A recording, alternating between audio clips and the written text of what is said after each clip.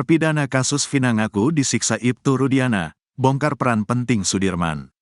Ucil, terpidana kasus Vina Cirebon menceritakan kekejaman ayah Eki, Ibtu Rudiana pada tahun 2016 silam kepada dirinya. Ucil bercerita bahwa dirinya dipaksa mengaku telah terlibat dalam kasus Vina Cirebon. Padahal pria bernama asli Rivaldi itu telah ditangkap 3 hari sebelumnya atau sebelum Vina dan Eki tewas. Rivaldi alias Ucil awalnya merupakan tahanan di Polsek Utara Barat Cirebon atas kasus penganiayaan teman wanitanya dan kepemilikan senjata tajam jenis badik. Ucil ditangkap pada tanggal 30 Agustus tahun 2016. Namun tiba-tiba saja Ucil didatangi Ibtu Rudiana, ayah Eki. Tiba-tiba datang tuh orang tua korban tuh datang. Kamu tahu gak kejadian ini? Kejadian yang mana Pak? Saya sudah 3 hari di sini Pak, kata Kasih tuh. Saya sudah di Polsek posisinya. Saya gak tahu Pak, kata Ucil dikutip dari Tiffen. Ibtu Rudiana mengaitkan Ucil dengan kasus Vina Cirebon. Ibtu Rudiana bahkan menjebak Ucil dengan menyebut bahwa teman-temannya sudah mengaku lebih dulu diketahui bahwa 7 terpidana kasus Vina Cirebon, Eko Ramadhani, Eka Sandi, Hadi Saputra, Saka Tatal, Sudirman, Supriyanto dan Jaya ditangkap Ibtu Rudiana pada tanggal 31 Agustus tahun 2016 di depan SMP 11 Cirebon. Mereka dituduh sebagai pelaku kasus Vina Cirebon. Udah teman-teman kamu udah ngaku semua di Polres. Teman saya siapa Pak? Nanti dulu Pak, kata Ucil. Bukan sekadar bertanya. Rivaldi alias Ucil mengaku mendapat penganiayaan oleh Ibtu Rudiana. Saya dijedot-jedotin ke teralis. Nanti dulu Pak, apa-apaan Pak, kata Ucil. Sampai kemudian, Ibtu Rudiana membawa Sudirman untuk menunjukkan pelaku kasus Vina Cirebon. Kata Ucil, Sudirman menunjuk dirinya. Tapi saat itu, Sudirman menyebut Ucil sebagai Andika. Muncullah si Sudirman tuh. Yang mana Sudirman orangnya, itu yang ada tatonya. Nyebutin nama saya Andika. Saya bukan Andika Pak, kata Ucil. Sampai kemudian, Ibtu Rudiana menyeret Ucil ke Polresta Cirebon. Kalau kamu gak ngerasa ayo ikut. Ayo Pak, akhirnya saya ikut. Sampai ke Polres saya cuma dipukulin doang, kata Ucil. Aksi berani Ucil saat disiksa Ibtu Rudiana di kasus Vina Cirebon, YouTube Tiffen. Penyidik menuduh Ucil berperan sebagai pelaku yang menusuk, membunuh dan memperkosa Vina dan Eki pada Sabtu tanggal 27 Agustus tahun 2016. Kamu yang bunuh, kamu yang nusuk, kamu yang perkosa. Perkosa siapa, nusuk siapa? Mending matiin aja Pak, saya lebih milih dimatiin aja, kata Rivaldi alias Ucil. Saat dimasukkan ke dalam sel, Ucil pun bertemu dengan 7 terpidana lain. Menurutnya, 7 terpidana kasus Vina Cirebon pun bernasib serupa dengannya. Ternyata pas saya dimasukin ke sel, ya saya mereka juga digituin. Yang lain gak kenal, kata Rivaldi alias Ucil. Diketahui bersama dalam dakwaan kasus Vina Cirebon, peran Ucil yang paling kejam. Ucil menyabet punggung Eki dan menusuknya menggunakan samurai. Selain itu Ucil atau Rivaldi juga menyabetkan samurai ke tubuh Vina. Dia juga dituduh ikut memperkosa Vina. Ucil mendadak kebal saat disiksa penyidik usai ditolong maung. Tak disangka tubuh terpidana kasus Vina Cirebon, Rivaldi alias Ucil ternyata kebal. Ucil mengaku tak merasa sakit ketika disiksa penyidik kasus Vina Cirebon. Rivaldi alias Ucil mulai kebal ketika didatangi oleh uyutnya di dalam penjara usai disiksa penyidik kasus Vina Cirebon. Rivaldi alias Ucil sebenarnya adalah tersangka kepemilikan senjata tajam. Dia dilaporkan ke polisi setelah melakukan kekerasan terhadap pacarnya. Atas kasus itu Ucil ditangkap dan ditahan di Polsek Utara Barat Cirebon.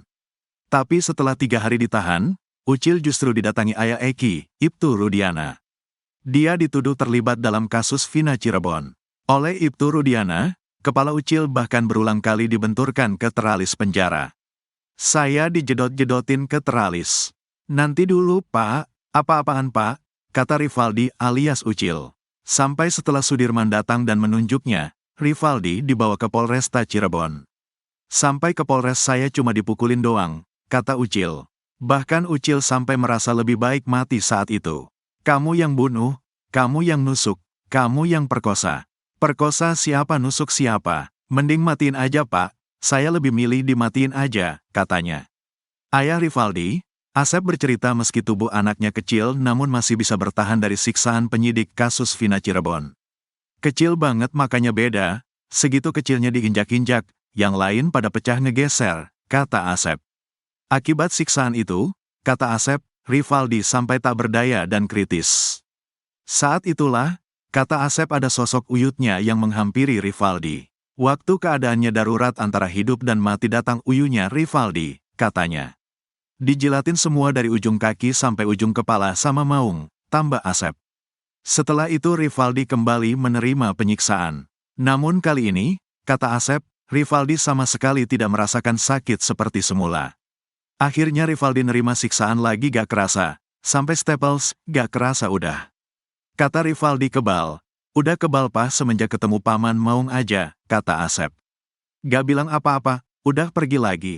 Antara sadar dan tidak, hidup dan mati, tambahnya. Padahal di antara 8 terpidana, Rivaldi alias Ucil yang paling banyak menerima penyiksaan dari penyidik kasus Vina Cirebon. Paling banyak penyiksaannya, kata Asep. Ex-Wakapolri ungkit lagi keterangan palsu, nama Rudiana bergema di sidang PK terpidana kasus Vina. Nama Ibtu Rudiana bergema di sidang perdana peninjauan kembali, PK, terhadap 6 terpidana kasus Vina Cirebon di Pengadilan Negeri Cirebon, Rabu, tanggal 4 September tahun 2024. Ibtu Rudiana merupakan ayah dari korban Muhammad Rizky Rudiana alias Eki yang tewas bersama kekasihnya Vina di Flyover Talun, Cirebon pada tanggal 27 Agustus tahun 2016. Kuasa hukum 6 terpidana kasus Vina Cirebon menyinggung peran Ibtu Rudiana saat membacakan memori PK. Hal itu terkait kesaksian palsu yang dilakukan Dede Rizwan dan Liga Akbar. Kuasa hukum terpidana menuturkan majelis hakim yang mengadili perkara kasus Vina Cirebon seharusnya menguji terlebih dahulu keterangan para saksi. Seharusnya Majelis Hakim Pengadilan Tinggi Bandung Junto Majelis Hakim Pengadilan Negeri Cirebon tidak begitu saja mengabulkan permohonan penuntut umum guna membacakan keterangan saksi tapi harus dilakukan pemanggilan terlebih dahulu, kata kuasa hukum 6 terpidana kasus Vina dalam sidang PK di Pengadilan Negeri Cirebon, Rabu, tanggal 4 September tahun 2024. Kuasa hukum menyinggung ketidakhadiran saksi dalam sidang kasus Vinas di Pengadilan Negeri Cirebon, di mana Majelis Hakim harus menilai apakah keterangan saksi yang dibacakan sumpah telah memenuhi ketentuan pasal 116 ayat 1 KUHP. Karena dalam ketentuan tersebut disyaratkan adanya cukup alasan saksi kenapa tidak dapat hadir dalam persidangan, artinya dalam berita acara pengambilan sumpah di hadapan penyidik harus secara jelas dan tegas disebutkan alasan ketidakhadiran, kata kuasa hukum terpidana kasus Vina. Terlebih, kuasa hukum terpidana menyebut kedua saksi yakni Dede Rizwanto dan Liga Akbar, akhirnya mengakui kesaksiannya juga palsu karena disuruh oleh Rudiana. Yang artinya dia juga melakukan kesaksian palsu selama penyidikan yang dibungkus oleh sumpah sebagaimana diatur dalam ketentuan pasal 116 ayat 1 KUHP, katanya. Padahal, kata kuasa hukum, pasal 116 ayat 1 KUHP sejatinya bertujuan untuk mengumpulkan alat-alat bukti selengkap-lengkapnya dalam rangka mencari kebenaran materi. Tetapi, malah akan digunakan sebagai alat penyidik untuk merekayasa perkara atau menutupi kesaksian palsu. Kesaksian Dede Rizwanto dan Liga Akbar yang ternyata telah memberikan keterangan palsu atas perintah orang lain yang dibalut dengan dalil penyumpahan selama penyidikan agar kebohongannya saksi Dede tidak terbongkar, maka saksi Dede disumpah pada saat memberikan keterangan di penyidikan, kata kuasa hukum. Si penyuruh sumpah palsu rupanya paham betul kalau saksi Dede hadir di persidangan kebohongannya dapat terbongkar akibat secaraan pertanyaan penasihat hukum terdakwa sehingga ketika dipanggil ke persidangan saksi Dede dilarang untuk menghadiri dan memberikan keterangan sebagai saksi dalam persidangan, lanjutnya.